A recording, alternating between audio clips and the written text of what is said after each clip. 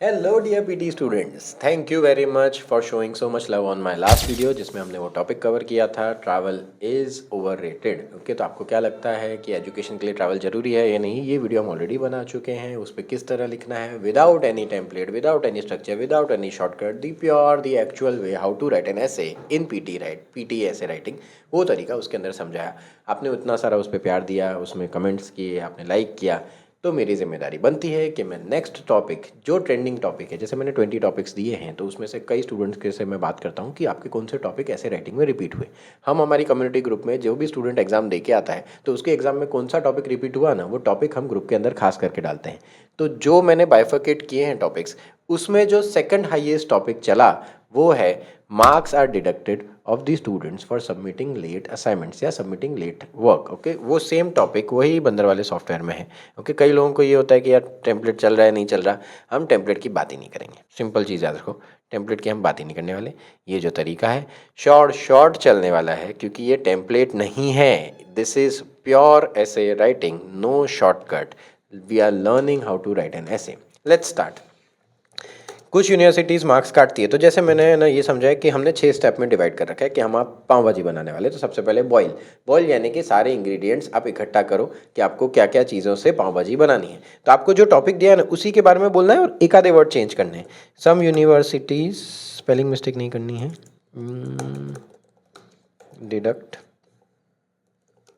Marks from student के बाद apostrophe ऐसे, यानी स्टूडेंट्स के बाद अपोस्ट्रोफी ऐसे, यानी स्टूडेंट्स के काम में से, इफ़ इट इज़ सबमिटेड। देखो मैंने बोला थोड़ा सा वर्ड चेंज करेंगे, मेरे को एग्जैक्ट वैसा का वैसा नहीं लिखना, तो मैं हैंडल्ड इन लेट की जगह सबमिटेड लेट, इतना खाली मैं चेंज कर रहा हूँ, एक वर्ड चेंज करेंगे। And what is your opinion, तो एंड इन माई ओपिनियन, उसी को पहली लाइन तो अपने बॉयल ही, ज़्यादा कुछ कंटेंट नहीं दे देने का पहली लाइन में। And in my opinion this, मैंने इसमें क्या होता है सम यूनिवर्सिटीज़, तो अब मैं प्रोनाउन यूज़ करूँगा। ये क्या, तो ये क्या होता है, ये रूल है, ये रूल है, इज़ जनरली फेयर। सही है यार, मार्क तो भाई यूनिवर्सिटी का काम ही है असाइनमेंट देना और मार्क काटना जो टाइम पे ना दे तो ठीक है। तो पहले थॉट्स सोच लेने की क्या, कि मैं पूरा एग्री करूँगा कि पूरा डिसएग्री करूँगा। मैं कभी पूरा एग्री करता ही नहीं हूँ, मैं एग्री करूँगा, थोड़ा सा डिसएग्री भी करूँगा। ओके, तो आई ऑलवेज पार्शियली एग्री।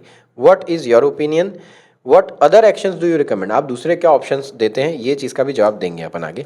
तो जब अब मेरे को क्या काम करना है, अब मुझे बटर अनियन मिक्स करना है, यानी बेस बनाना है, क्योंकि अब मैंने तो स्टार्टिंग में बॉईल कर दिया, इंग्रेडिएंट्स पता चल गया, अब मुझे बटर अनियन पाव भाजी में ऐड करना है। तो लेट्स स्टार्ट। जब डेडलाइन दी जाती है, डेडलाइन वर्ड आपका कीवर्ड कहलाएगा। जब deadline, when deadlines are given, students are expected, है ना, सही बात है ना, क्या expected to plan their work and submit it on time. सही है ना, क्योंकि डेडलाइन दी है तो क्यों दी है भाई, क्या, ताकि तू कर सके। नहीं देगा तो क्या होगा, तेरे को मिलेगी पेनल्टी यानी सजा। Okay, penalty. So penalty helps them कौन, स्टूडेंट, अंडरस्टैंड दैट, क्या ज़रूरी है, टाइमिंग इज़ इम्पॉर्टेंट या importance of time, to make them understand the importance of time या टाइमिंग इज़ इम्पॉर्टेंट। ओके, अगर नहीं होती तो there were no deductions या no penalty।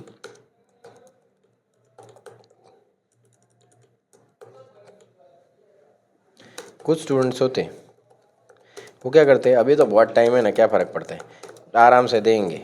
ओके, कहाँ अपने को लास्ट डेट बोली है, तो अपना काम टालते रहेंगे बार बार। Okay, keep it very simple, आपको बहुत हैवी टॉपिक्स नहीं, हैवी लाइंस मत सोचो यार, अपनी लोकल लैंग्वेज में कभी ना कभी तो ऐसे लिखा ही है ना, तो वो ट्राई करो थोड़ा सा सेंटेंस फॉर्मेशन। आप एग्जाम के अंदर वैसा का वैसा भी लिखना चाहते हैं तो लिख सकते हैं। अगर वो बार बार काम टालते रहेंगे तो जो बच्चे, सर मैंने टाइम पे सबमिट किया तो मेरी क्या गलती, उसको क्यों टाइम मिल रहा है और मैं तो फिर क्यों टाइम, उसको देख के दूसरे लोग भी बिगड़ेंगे ना। तो जो स्टूडेंट्स एक्चुअली अपना काम ढंग से करते हैं हर बार, उनके साथ नाइंसाफ़ी हो जाएगी ना, नाइंसाफ़ी यानी अनफेयर। ओके, तो ये मैंने बात, पहला पैराग्राफ यानी मैंने बटर अनियन यानी बेस, जो मेरा मेन पॉइंट थी, जो मेरी बात थी, वो मैंने पहले बेस में समझा दी है। ओके, फिर जो मेरा नेक्स्ट पैराग्राफ है, अब मुझे मसाले ऐड करने हैं, जिंजर गार्लिक ऐड करना है। यानी अब मुझे है ना पूरा पूरा एग्री नहीं करना, जो मैंने ऊपर बात कही ना उसको थोड़ा सा हाल मतलब उसका थोड़ा सा नेगेटिव बात में जाना है, ऊपर जो बात कही उसको कॉन्ट्राडिक्ट करना है,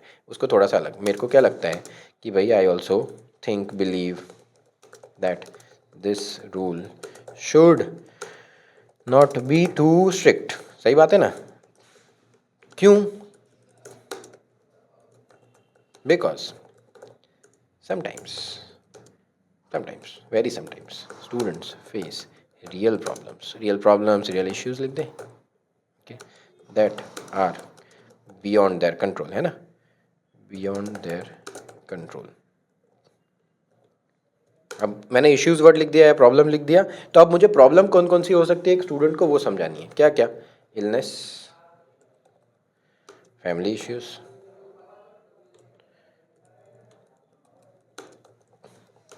मैं कभी भी टाइप करता हूँ तो मैं एक टाइप करने के बाद वो वर्ड को वापस बैक जाके पढ़ता हूँ ताकि मेरे को स्पेलिंग एक बार उसको रीचेक हो जाए मेरे से, ओके।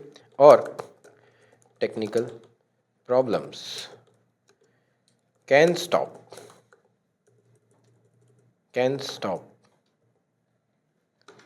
स्टूडेंट्स फ्रॉम हैंडलिंग नहीं, सॉरी स्पेलिंग देखो, मैं बोला ना, handing in work on time. मतलब वो ये प्रॉब्लम्स की वजह से वो अपना काम ख़त्म नहीं कर पाते जबकि वो चाहते हैं, even if they tried their best. सही बात है ना?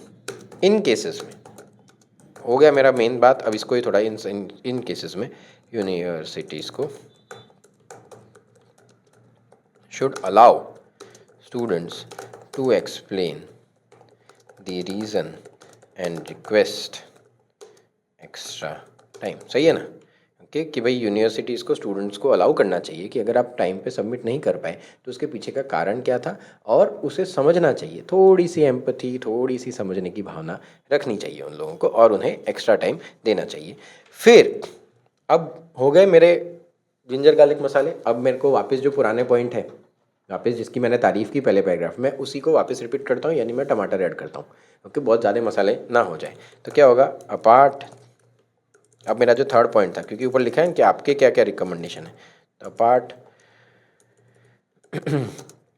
From deducting marks universities can use other actions also, other actions to support students. क्या क्या एक्शन वर्ड मेन है, तो क्या क्या एक्शन ले सकते हैं? They can send reminders before deadline, है ना भाई, डेडलाइन आ रही है, डेडलाइन आ रही है, डेडलाइन आ रही है, ध्यान रखो, इतना कर सकते हैं वो। क्योंकि बच्चे को आज असाइनमेंट दिया, बोला 2 महीने बाद सबमिट कराना, अब 2 महीने तक उसका याद ही नहीं रहा उस बेचारे को, तो क्या करेगा? तो थोड़ा सा रिमाइंडर उससे दे दे कि डेडलाइन आ रही है। फिर उसे टीच टाइम मैनेजमेंट स्किल। सही है ना? Time management skills. और बहुत ज़्यादा बड़ा काम दे दिया उसको, large assignments into smaller parts, या ग्रुप में काम कर लो, okay, smaller parts, so that student do not panic at the last moment, okay, and moment पे नहीं जागे। छोटे छोटे टास्क दो, यानी वो कह रहे हैं कि बहुत बड़ा प्रोजेक्ट है ना, तो आपको एक साथ सब कुछ नहीं करना है, ये तारीख को ये कर लो, ये तारीख को ये कर लो, तो टाइम मैनेजमेंट भी हो जाएगा, आपकी स्किल्स भी होती जाएगी, आपको रिमाइंडर भी देना है कि आपको ये टास्क अभी सबमिट कराना है, तो पूरे बड़े टास्क को छोटे पार्ट्स में डिस्ट्रीब्यूट कर दो, तो इन द एंड आपको रिजल्ट तो मिलने ही वाला है। सो ये एक प्रोसेस हम कर सकते हैं, इसे कहा जाता है अ शॉर्ट। सपोज कल लास्ट डे है और मैं सबमिट नहीं कर पाया, तो क्या होगा? थोड़ा सा ग्रेस पीरियड तो दे दो, दया तो खाओ, such as 1 day. Last day आज है, एक मैसेज आता है ना कि कल सबमिट नहीं होगा, चलेगा, परसों कर देना, ऐसे शांति मिलती है सामने वाले को। तो क्या होगा? कैन ऑल्सो रिड्यूस, जिस एक दिन में इतना कुछ फ़र्क नहीं पड़ने वाला है, पर जिसकी जेन्युइन प्रॉब्लम थी वो भी खुश, आप भी खुश, तो डेडलाइन का कुछ फ़ायदा। फिर ऐसा ना हो कि नहीं नहीं चलेगा, कभी भी सबमिट करा दो। डेडलाइन ज़रूरी रखना है, पर थोड़ा सा समझ के एक आधा दिन आगे पीछे चलता है, ओके। सो अब कभी भी ऐसे ख़त्म हो ना, यानी आपका पैराग्राफ ख़त्म हो ना, तो आप हमेशा है ना, मेरा सजेशन ये रहता है कि आप 2 बार एंटर दबाओ, ओके, आप 2 बार एंटर दबाओ, ओके, तो वो क्लियर 4 पैराग्राफ आपके दिखने चाहिए। सो इन कंक्लूजन। अब लास्ट में सब मिक्स करना है, ऊपर के 3 पैराग्राफ को मिक्स करके मुझे एक बात कहनी है। So I think universities are right, सही बात है, टू डिडक्ट मार्क्स व्हेन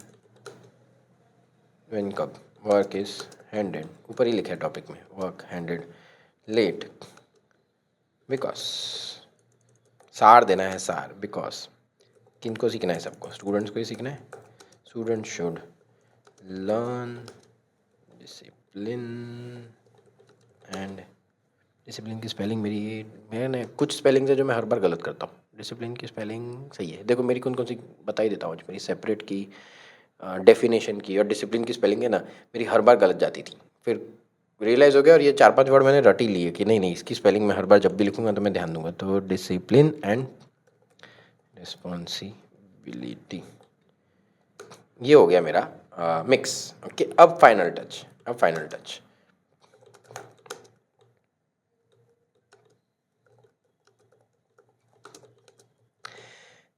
साथ साथ में डेडलाइन तो आप दे ही रहे हो, लेकिन थोड़ी सी, ज़्यादा नहीं, फ्लेक्सिबिलिटी इज द कीवर्ड इन कौन सा case, genuine, actual genuine cases.